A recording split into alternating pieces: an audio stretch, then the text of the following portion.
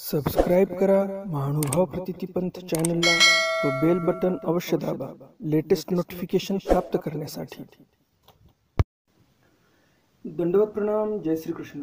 मी ईश्वरदास महानुभाव सर्वांचं स्वागत करतो आपल्या महानुभाव प्रतितीपंथ या चॅनलमध्ये। आज आपण सर्वज्ञ श्री चक्रधर स्वामींच्या काही लीळांचं अध्ययन करणार आहोत। ज्या लीळांमध्ये आपण सर्वज्ञ श्री चक्रधर स्वामींनी गोपाळांसोबत कसा खेळ केला याची माहिती करून घेणार आहोत। आणि एका विहिरीमध्ये स्वामींनी कसे गोपाळांना लपवून ठेवलं, त्या स्थानाचं नाव गोपचोंडी असं आहे। तर त्या गोपचोंडीला स्वामींनी विहिरीमध्ये गोपाळ लपवून ठेवले होते। आणि त्याचप्रमाणे जो एक गोवारी होता, एक गोपाळ होता, त्या गोपाळाचा ज्वर जो होता तो खूप आला, त्याला ज्वर, त्याचा ज्वर वाढला। आणि ज्यावेळेस त्याची माता स्वामींना विनंती करते की आमचं हातावरचं पोट आहे, दररोज गायी राखल्या तर आम्हाला संध्याकाळी काहीतरी आमची चूल पेटते आणि आम्हाला खायला भेटते, तर हा ज्वर कमी व्हावा अशी माता विनंती करते। त्यावेळेस स्वामी त्या गोवाऱ्याचा ज्वर स्वतः घेतात। तर हे सगळ्या लीळा आपण एकंदरीत हे 3 लीळा आजच्या या सत्रामध्ये आपण जाणून घेणार आहोत।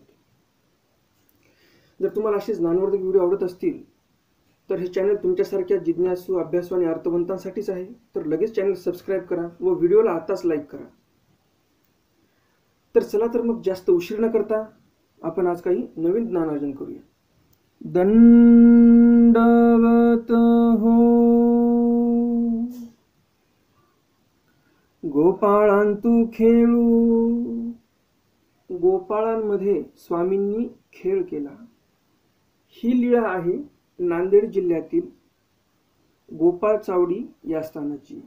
लिमगाव गावाजवळ गोपाळ चावडी नावाचं स्थान आहे आणि तिथे ही लीळा घडलेली आहे।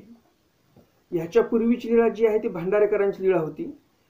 भांडारेकरांचं देहावसान कसं झालं, भांडारेकरांनी काय समजा एक त्यांच्याकडून चुकी घडली होती, तर ती चूक काय घडली होती, मग स्वामींनी त्यांना काही शिक्षा पण केलं, मग काळांतराने त्यांचं देहावसान झालं आणि त्याच्यानंतर ही लीळा घडलेली आहे।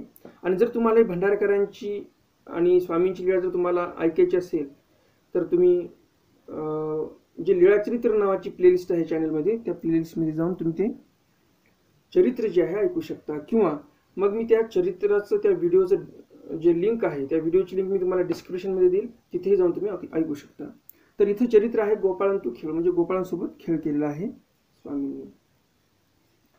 गोसावी मार्गे विजय करिता ती, स्वामी रस्त्याने जात होते, तो गोपाळ राण भेरियाचा खेळू खेळत होते। तो गोपाळ रस्त्याने स्वामी जात होते, शेतामध्ये गोपाळ जमलेले होते, ते राण भेरीचा खेळ खेळत होते। राणे भेरी, राणभेरी नाही, राणे भेरियाचा खेळ। सर्रास आपण राणभेरी असं बोलतो, परंतु राणभेरी असं त्या खेळाचं नाव नाही, तर राणे भेरी। आता ऐकायला दोन्ही शब्द तर सारखेच वाटतात, परंतु राणे नलाव इथं मात्र आहे आणि राणभेरी आणि राणे भेरी याच्यामध्ये खूप फरक आहे। राणे म्हणजे मुख्य राजा, भेरी म्हणजे सेवक। तर असा राजाचा आणि सेवकाचा खेळ चालू होता। आणि राणभेरी म्हणलं तर काय याचा अर्थ लावणार, रानातले सेवक, त्यामुळे त्याचा अर्थ लागत नाही। तर खेळाचं नाव राणे भेरी आहे, त्यामुळे राणभेरी हा शब्द चुकीचा आहे। तर असं गोपाळ राणे भेरीचा खेळ खेळत होते आणि तिथे स्वामी गेले। तिथे स्वामी म्हणतात, हा गोपाळ हो हे तुम्हांतू खेळो येऊ।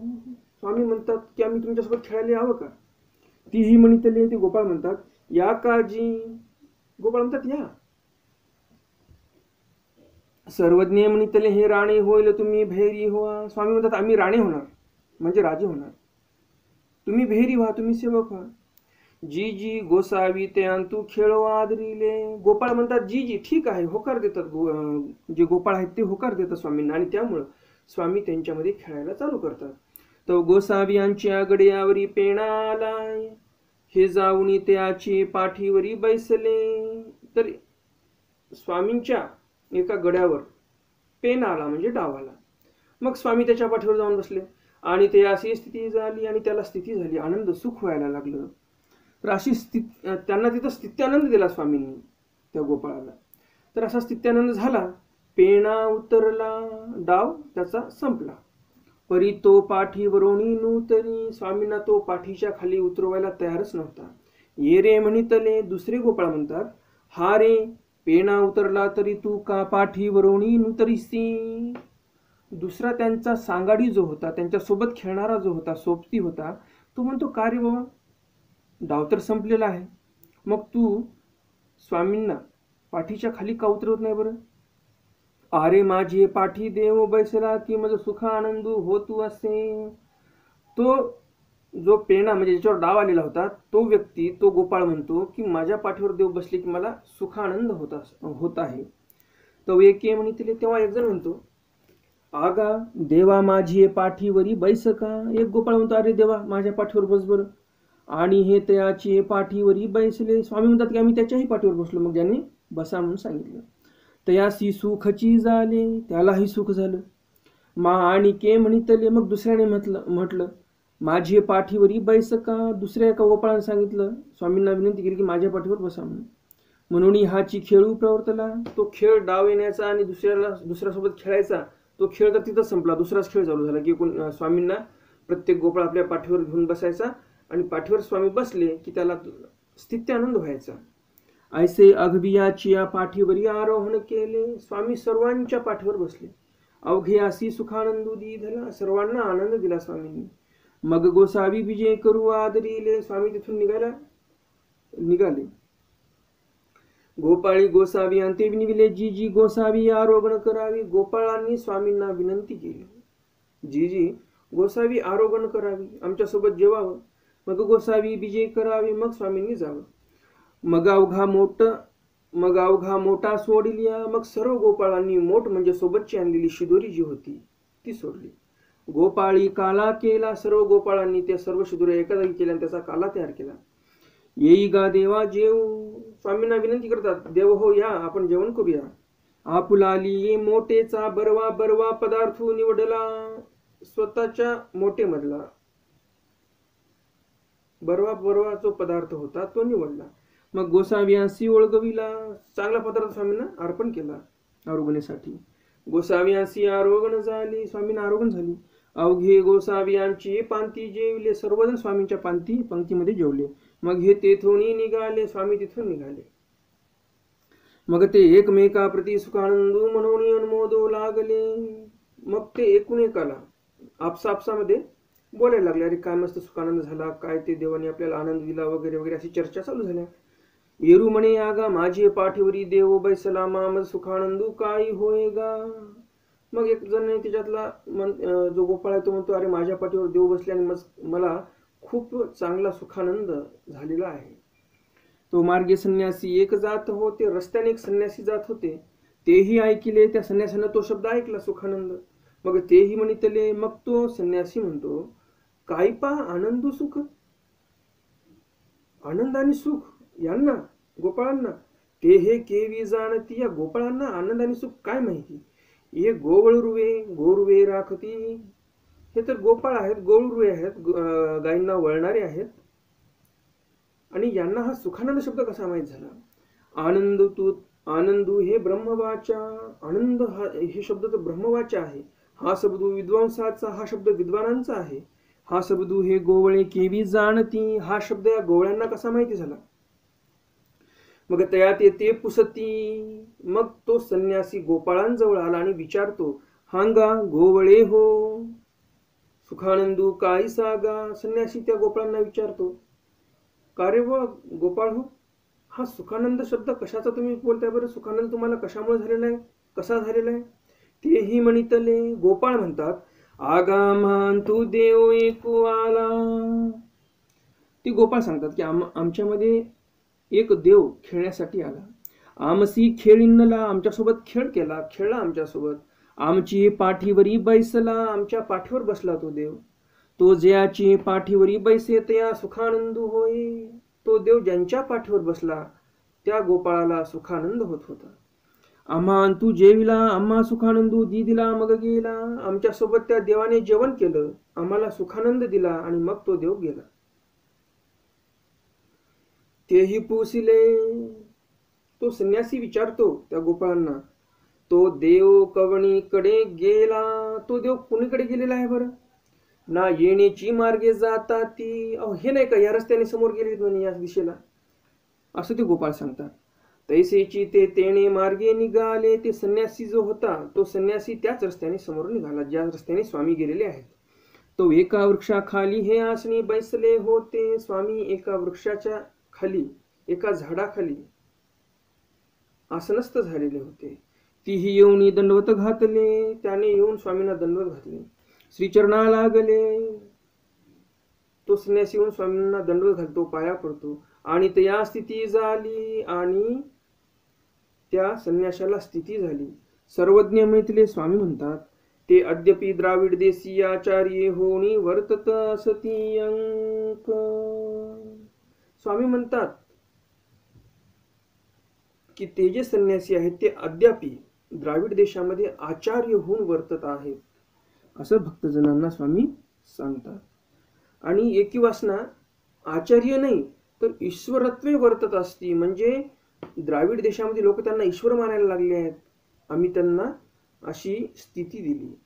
एका महानुभावांच्या मते त्यांना इथे शांभवीची विद्या दिली असंही म्हणतात. तर असं त्या संन्यासाला इथं विद्या झालेली आहे, स्थिती झालेली आहे स्वामींकडून. आणि त्या स्थितीमुळंच, त्या स्थितीच्या ताकदीमुळं त्या संन्यासाला लोक ईश्वर म्हणून मानायला लागलेली आहे. बघा त्या संन्यासांनी काय केलं, फक्त गेला आणि दर्शन घेतलं स्वामींचं. आता याच्यामध्ये एवढं काही सविस्तर आलेलं नाही. दुसऱ्या एका पाठामध्ये, दुसऱ्या एका चरित्रामध्ये असं आलेलं आहे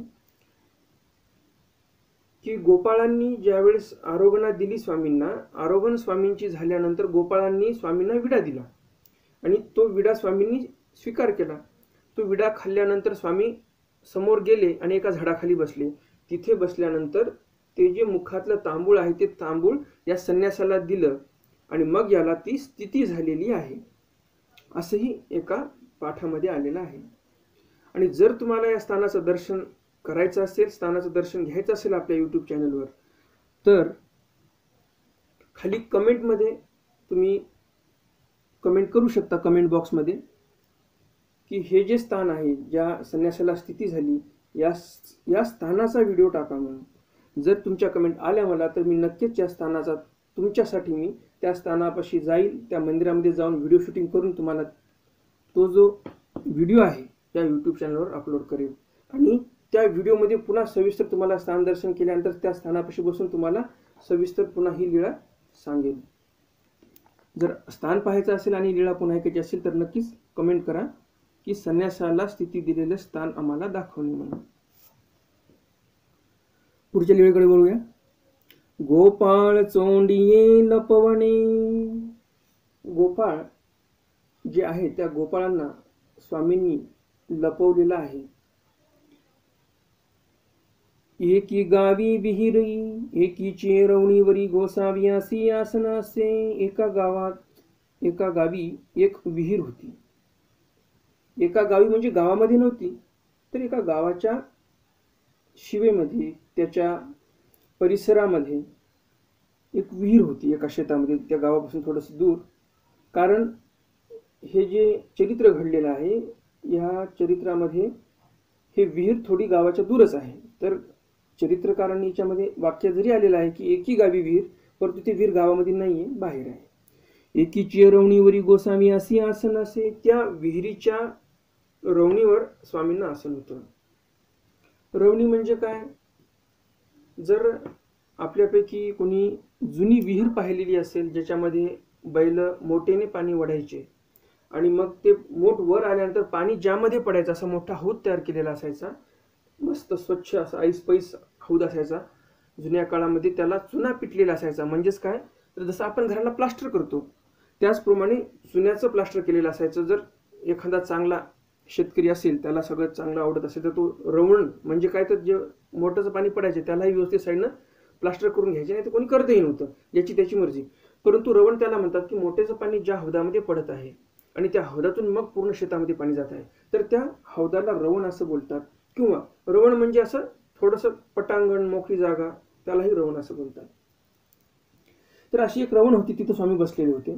तव तेथ गोपाळ गाई पाण्यासी घेऊन आले. तिथं पाणी पिण्यासाठी गोपाळ गायींना घेऊन आले. जो येतो घोंगडे ठेवी, मोठ ठेवी, डांग ठेवी, मोहरी ठेवी, पावा ठेवी आणि विहिऱ्यान तू पहावे गे. जो गोपाळ आला गायींना घेऊन पाणी पाजायला, तो काय करायचा? घोंगडे ठेवायचा, मोठ ठेवायचा, डांग ठेवायचा, हे सर्व वस्तू, पावा, सर्व वस्तू स्वामींपाशी ठेवायचे आणि विहिरीमध्ये पोहायला जायचे. स्वामी थोडेसे विहिरीपासून थोडे दूर होते आणि विहिरीच्या बाहेरच्या बाजूला ते वस्तू जे आहेत ते ठेवलेले असायच्या. स्वामी थोडे दूर होते तिथून. तर असं त्या विहिरीच्या काठावरच बाहेरून ते सगळे वस्तू ठेवले आणि विहिरीत पोहायला गेले. परंतु विहिरीमध्ये गेल्यानंतर अदृश्य व्हायला लागले. आणि के येतेही अदृश्य होय, दुसऱ्याने उडी मारली तोही अदृश्य व्हायला लागला. ऐसे अवघेची विहिरी अंतू पोहावे रिगाले. सर्वजण विहिरीमध्ये पोहण्यासाठी गेले. ऐसे अवघे अदृश्य झाले, सर्वच विहिरीमध्ये अदृश्य झाले. गायी पाणी पियालिया, गायींनी पाणी पिलं. गोठणी बैसलिया, गोठणोनी राणा गेलिया, रानोनी गावांतू आलिया. गोठण म्हणजे पाणी पिल्यानंतर गायी जिथं रोवंत करायला बसतात, त्या गायीच्या कळपाची एक नियोजित जागा होती, तिथं बसायचे ते. तर पाणी पिलं, तिथं बसल्या, रोवंत केल्या, तिथून पुन्हा रानात गेल्या, पुन्हा थोडंसं चरल्या, पुन्हा रानामधून गावात गेल्या, प्रत्येकाच्या घरी. आपला आलिया घरा गेलिया, ज्याच्या त्याच्या घरी गेल्या. तो गोपाळ गाई सवे नाही. त्या घरधण्याला वाटलं, अरे आपले गोपाळ कुठे गेले, गाई चरणारे, यांच्यासोबत गायीसोबत तर ते आले नाही. एकी म्हणितले हांगा गायी आलिया गोवळेने तिची. मग एक घरचा तो घरधनी म्हणतो, गायी तर आल्यात आपल्या, पण जे गोपाळ आहेत, गोवळे आहेत, ते का नाही आले? मग येरू येरा ते पुसे. मग एकूण एकाला विचारायला लागले, हांगा तुमचा गोवळू आला ना नाही आला? हा घरधनी दुसऱ्या घरधण्याला विचारतो की तुमचा गोपाळ आला का? तो म्हणतो आमचा गोपाळ नाही आला. तो दुसऱ्याला विचारतो, तर दुसराही म्हणतो आमचाही गोपाळ नाही आला. तरी चाला ना गोवळाची सुधी जाऊ. मग ते सर्वच घरधनी म्हणतात, ज्याच्या ज्याच्या गायी चरायला गेल्या होत्या, गोपाळ चरवायला घेऊन गेले होते, ते सर्व घरधनी म्हणतात की चला आपण आता आपल्या गोपाळांना शोधण्यासाठी जाऊया. मग ते अवघेची गोवळाची सुधी निघाले. सर्व लोक ज्यांच्या गायी होत्या, त्या गायींचे मालक सर्व गोपाळांना शोधण्यासाठी निघाले. रानवरी हिंडिले, सर्व रानामध्ये हिंडलं. परी गोवळे ते ने दखतीची. गोवळे काय दिसायला तयार नाही. आले तो विहिरीच्या काठी, डांगा कांबळे मोठा, मोहरी पावे वाहना देखोणी म्हणितले. आले विहिरीपाशी, जिथं पाणवठा होता, पाणी प्यायच्या गाई तिथं आले. तर विहिरीच्या काठावर काठ्या होत्या, कांबळ होतं पडले, शिदोऱ्या होत्या, पावा पडलेला होता तिथेच, सर्व काही वस्तू तिथंच. आणि अशी वस्तू पाहिल्यानंतर हो जी येथ गोवळे होते की. मग ते माणसं विचारतात स्वामींना, स्वामी तिथं बसलेलेच होते जवळ, की इथं गोवळे होते की बरं? यावर स्वामी म्हणतात, होते मा के असती जी. गोपाळांच्या विषयी त्या लोकांनी विचारणा केली स्वामींना. स्वामी म्हणतात हो गोपाळ तर होते इथं. मग ते लोक विचारतात होते मा. स्वामी म्हणतात होते मा म्हणजे इथं गोपाळ आले होते. यावर ते लोक विचारतात के असती जी, मग ते गोपाळ कुठे आहेत बरं? गोसावी असे श्रीकरे विहिरीकडे दाखविले. स्वामींनी असं श्रीकराने त्या विहिरीकडे बोट करून दाखवलं की या विहिरीमध्ये आहेत. मग तेही म्हणतील जी जी तरी काही देखीजती ना. विहिरीमध्ये पाहिलं लोकांनी, आणि लोक म्हणतात स्वामींना की जी जी जर विहिरीमध्ये मुलं आहेत तर मग आम्हाला दिसत का बरं नाहीत? आम्हाला तर दिसायला तयार नाहीत ते. सर्वज्ञ म्हणितले. यावर स्वामी म्हणतात, जे जयाचे नाव ते घेऊन बोलावा मा तो निघेल. स्वामी म्हणतात, ज्याचा जो गोवळा आहे त्याने त्या गोवळ्याचं नाव घ्यावं आणि मग तो गोवळा निघेल. आणि मग नंतर मा जयाचा जो गोपाळू तो तयाचे नाव घे. मा जयाचा जो गोपाळू, ज्याचा जो गोपाळ आहे तो तयाचे नाव घे. प्रत्येक व्यक्ती हा त्या गोपाळाचं नाव घेतो. आणि ते नाव कसे होते तर ते नाव सांगतात, साया माया काया ऐसे म्हणती. मग कोणाच्या गोपाळाचं नाव साया होतं, कोणाच्या गोपाळाचं नाव माया होतं, कोणाच्या गोपाळाचं नाव काया होतं. असे जे काही नावं असतील त्या सर्व लोकांनी ते नावं घेतले. ऐसे म्हणती. आणि तो उदका तोणी निघे. असं नाव घेतले की तो उदकाच्या बाहेर निघायचा गोपाळ. जो निघे तो डांग घे, कांबळी घे, मोठ घे, मोहरी पावा घे, वाहना घे आणि धाव घे. प्रत्येक जण वर आला की आपल्या आपल्या वस्तू घ्यायचा आणि धाव घ्यायचा घरी जायला. ऐसे अवघेची निघाले. सर्वजण विहिरीच्या बाहेर निघाले. म्हणजे बघा, पाणवठ्यावर आणलं होतं, कधी दिवसा आणलं होतं, संध्याकाळ झालेली असेल कदाचित, गायी घरी गेलेल्या आहेत, शोधणी करत करत करत ते लोक पोहोचलेले आहेत आणि नंतर आता कितीतरी वेळानंतर गोपाळ बाहेर निघत आहेत. जो निघे तया ते पुसती, ते लोक विचारायला लागले, जो गोपाळ बाहेर निघाला त्याला ते लोक विचारायला लागले, हा रे तू कोठे होतासी? ते विचारायला लागले की तू कुठे होता बरं? तो म्हणे मी या गोसाविया पाशी होता. ते गोपाळ म्हणायला लागले की आम्ही तर या गोसावियांजवळ होतो, म्हणजे स्वामींजवळ होतो. गोसावी तरी येथ बाहेरी असती. ते लोक म्हणतात की स्वामी सर्वज्ञ श्री चक्रधर स्वामी तरी तर बाहेर आहेत, मग तू कसं काय म्हणतो बरं आतमध्ये होते म्हणून? तो गोपाळ म्हणतो नामा गोसावी आम्हा पासी होते ऐसे अवघ्या ते पुसिले. गोपाळ प्रत्येक म्हणाला नाही नाही, या विहिरीच्या आतमध्ये आम्ही स्वामींपाशीच होतो, स्वामी आमच्याजवळ होते. असं सर्वांना विचारलं आणि सर्वांनी हेच उत्तर दिलेलं आहे. मग महादायसी पुसिले जी जी ते कौनी ठाई होते. मग महादायसांनी स्वामींना विचारलं जी जी ते कौने ठाई होते, ते सर्व गोपाळ कुठे होते बरं? यावर स्वामी म्हणतात ते देवते एकीचे अवगळा होते अंक. स्वामी म्हणतात की एका देवतेच्या अवगळ्यामध्ये ते सर्व गोपाळ होते.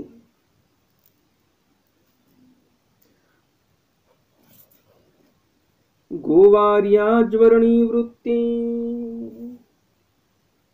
गोपाळाची एका स्वामींनी ज्वर निवृत्ती केली आहे.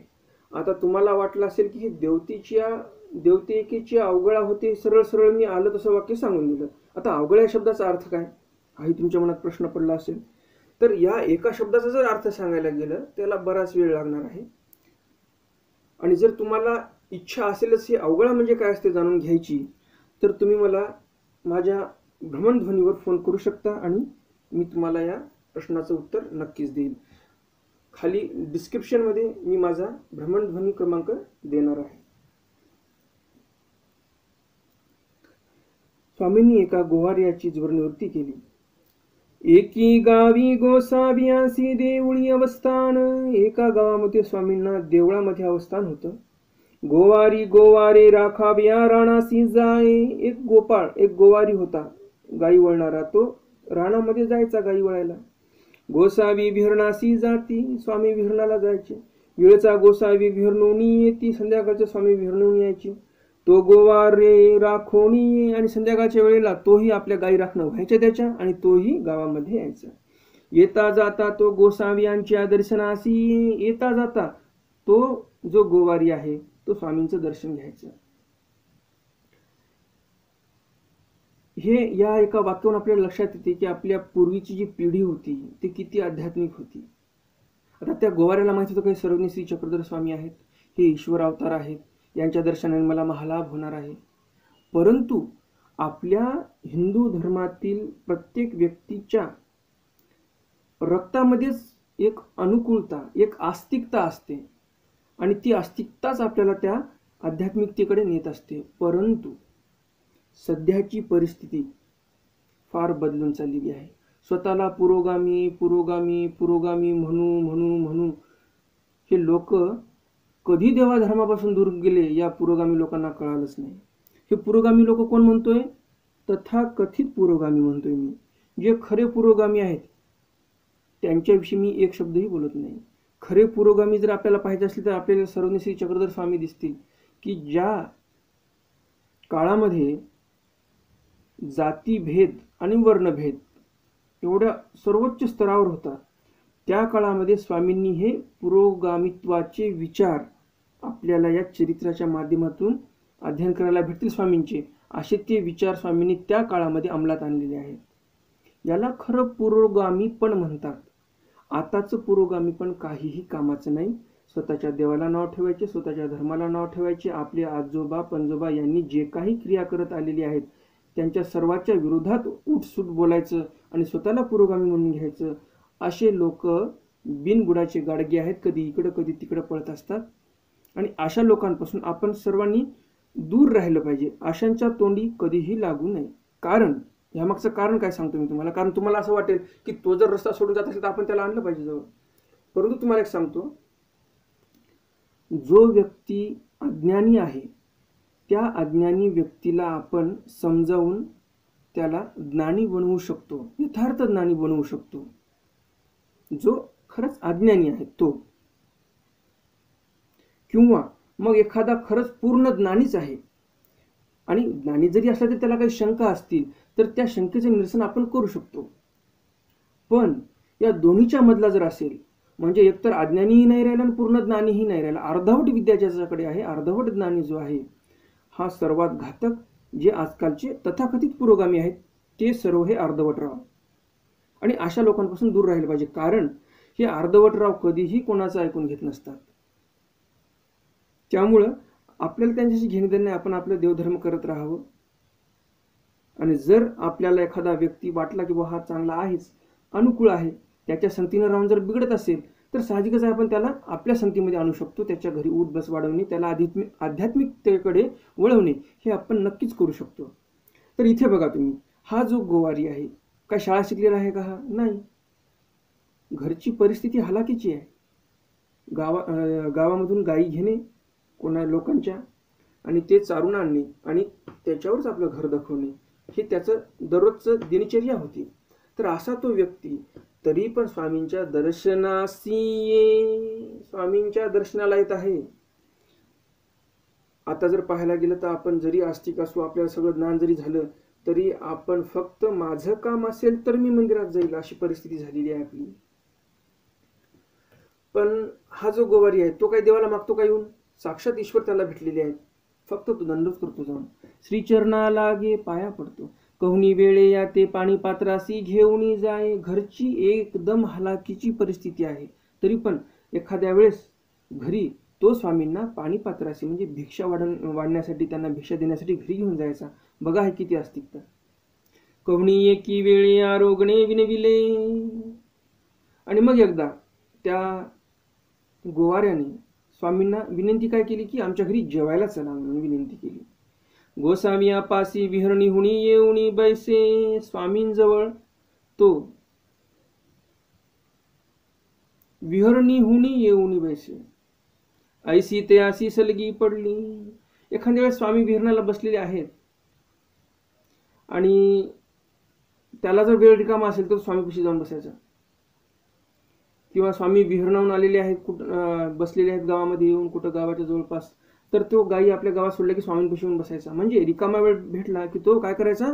स्वामींपाशी येऊन बसायचा. आत्ताचे जर तुम्ही लोक पाहिले, रिकामा वेळ भेटला तर काय करतात? गावातल्या लोकांच्या चुगल्या, या घरची त्या घरी, त्या घरची त्या घरी, त्या घरची त्या घरी. देवाच्या मारुतीच्या पारावर जरी बसले जाऊन तरी काय करणार? तिथं कुटाळक्याच करणार. यानं असं केलं, त्यानं तसं केलं. दिवसभर लोकांनी जे काही कामं केली त्याची चर्चा त्या पारावर बसून ते लोक करणार. परंतु हा बघा फार ज्ञानी नाही. हा कोण? हा जो गोपाळ आहे. त्यानं तो काय करतोय? गावात गेला, गायी सोडल्या ज्याच्या त्याच्या घरी, काय करतो तो येऊन? तर स्वामींपाशी येऊन बसतो. तर याला हे एक प्रकारची आस्तिकता म्हणतात, जे ईश्वराकडे त्याला आणत आहे.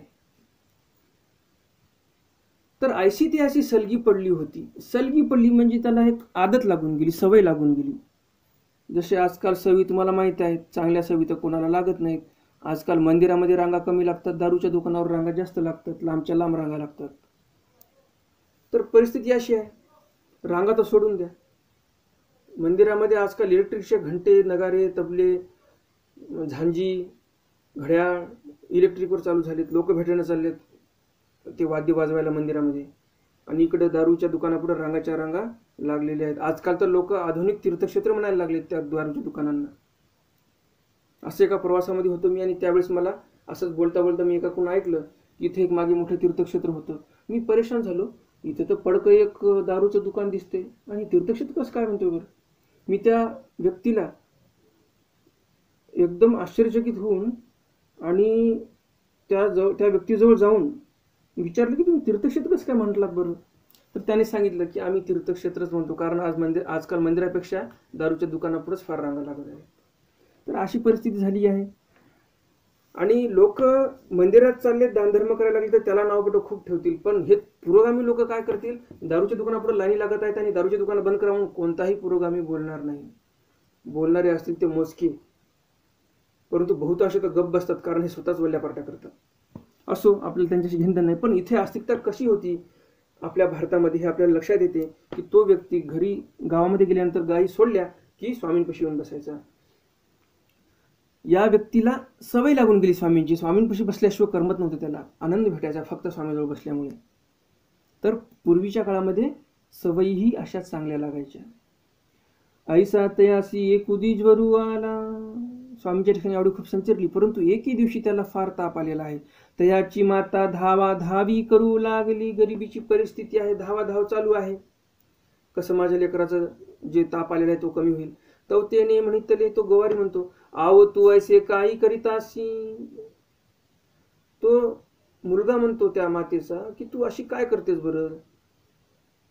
तर ती आई म्हणते, तुझं धावा धावी करीत असे रे बाबा, तुझ्यासाठी काहीतरी औषध उपचार काहीतरी कोणाकडून आणावं लागेल, त्याच्यासाठी धावाधावी चालू आहे. तो त्याने म्हणितले, तो गोवारी म्हणतो, आव पहिले जे गोसावी आहे ती ते बोलावी आणि माझं सुख होईल. तो गोवारी म्हणतो, अरे एवढं काय तू धावाधावी करते, जाय तिकडं, गोसावी बसलेले आहेत स्वामी, स्वामींना बोलावून घे आणि मग मला सुख होईल, मला आनंद होईल, माझा ताप निघून जाईल. मग तयाची म्हातारी गोसाव्यापाशी सांगावे आली. त्या गोपाळाची, त्या गोवाऱ्याची आई स्वामींना सांगण्यासाठी आलेली आहे. काही करीन गा देवा असे दुःख करीत आली, काय करू देवा असं दुःख करत स्वामींपाशी आली. सर्वज्ञ म्हणितले, स्वामी म्हणतात, हे देवळी बैसले होते. स्वामी ही कथा सांगत आहेत दुसऱ्याला. कुणाला सांगत आहेत ही कथा स्वामींनी भूतानंदाप्रती सांगितलेली आहे. तर स्वामी म्हणतात भूतानंदांना की हे देवळी बसले होते, आम्ही देवळामध्ये बसलो होतो. येऊनी अशी दंडवते घातली, श्रीचरणा लागली. मग म्हणितले, त्या गोवाऱ्याच्या आईने आम्हाला येऊन दंडवत घातले, पाया पडले. आणि मग ती माता म्हणते, जीजी तुमचा सांगाती मैत्र तयासी ज्वरू आला, की तुमचा सांगाती, तुमचा मित्र, त्याला खूप ताप आलेला आहे. आजची गोरवे सुनी केली गेली जी, आजचे गोरवे सुनी गेली जी. आजचा दिवस खाडा गेला, हा काय गाई चारण्यासाठी जाऊ शकला नाही, त्यामुळे आजचा खाडा पडलेला आहे. गोवारे राखते कोणी नाही, आता दुसरा गाई राखणारा कोणी नाही. मागीला मासवडे याचे आले नाही जी. माता सांगते की मागच्या महिन्याचा पगार यायचा होता, तो आला नाही, काय त्याला भेटत असेल पैसा आला. आणि पुढील मासवडा भरला जी, आणि पुढचा महिना आता भरत आलेला आहे. उद्या ते आणि गोवारी उभा करीती. आता हे नेमकं भरला आलेला, हा मास भरत आलेला आहे, महिना होत आलेला आहे, तर 2 महिन्याची पगार अडकलेली आहे. आणि आज हा जर 2-3 दिवस गेला नाही तर एकतर 2 महिन्याची पगार जाईल, आणि उद्या ते आणि गोवारी उभा करते, दुसऱ्या गोपाळाला लावून देतील कामावर. ऐसा तोंडाला घासू काढला जी, असा तोंडपर्यंत आलेला घास आमचा काढला गेलेला आहे. आम्ही दुबळी काही खाऊन जी, आम्ही गरीब आहोत, तर आम्ही काय खाणार आहोत बरं. असं ते माता कळकळीची विनंती स्वामींना करत आहे. लेंकुरवाळी माता काय करू जी, लेंकुरवाळी आहे, काय करणार मी, लेकराला काय खाऊ घालणार. सर्वज्ञ म्हणितले. मग यावर स्वामी म्हणतात, मग हे तेथ गेले. स्वामी म्हणतात, आम्ही तिथे गेलो, त्याची पासवडी पांघरुणी, त्याची पाठीशी जाऊनी निजले. आम्ही तिथे गेलो, तो झोपला होता, तिथे जाऊन आम्ही त्याची पासवडी, त्यानं जे पांघरली होती ते पांघरून घेऊन त्याच्या पाठीशी जाऊन आम्ही झोपलो. येतुलेनी त्याचा जरूर गेला, त्या गोपाळाचा जोर गेला. तो येथ घेतला. स्वामी म्हणतात, त्याचा जोर आम्ही घेतला. तो नहाला जेविला, गोरवा सांगा ते गेला. त्यानं आंघोळ केली, जेवण केलं, आणि गोरवा सरीसे म्हणजे त्या गोपाळांसोबत गेला गाई चारायला. मा येथ तिने दिस जरूर स्वीकारला. बघा, करचरणवंत ब्रह्म सर्वज्ञ श्री चक्रधर स्वामींना पण 3 दिवस जर सहन करावा लागला तो ताप. तयाचे पथ्यपाणी स्वीकारले, मग जरूर गेला. त्या मातेने जे काही पथ्यपाणी केलं ते सगळं स्वीकार केलं स्वामींनी, आणि मग 3 दिवसांना ज्वर गेला. तिसऱ्या दिन निगो आदिरले. तिसऱ्या दिवशी स्वामी तिथून निघायला लागले. ते यासी जाऊन दिती. ती माय आणि तो लेक गोपाळ, त्यांचा स्वामींचा मित्र, ते काही जाऊ देत नव्हते. त्यासी भांडवणी निघाले. स्वामी म्हणतात, आम्ही त्यांना भांडून निघालो. हे गोष्ट गोसावी भूतानंदाप्रती सांगितली. तेही आपुले नातीचा जरूर घेतला. ती ते खेळो पाठविले अंक. स्वामी चरित्रकार हे सांगतात की हे गोष्ट स्वामींनी भूतानंदाप्रती सांगितलेली आहे. तेही म्हणजे त्या भूतानंदाने लेकीचा जोर घेतला. कशासाठी? लेकीच्या मुलीचा.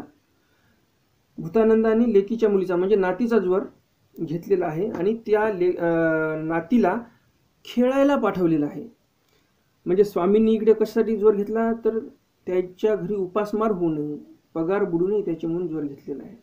आणि इकडं आजीने काय केलेलं आहे तर नातीला खेळायला जाता यावं म्हणून ते ज्वर घेतलेलं आहे.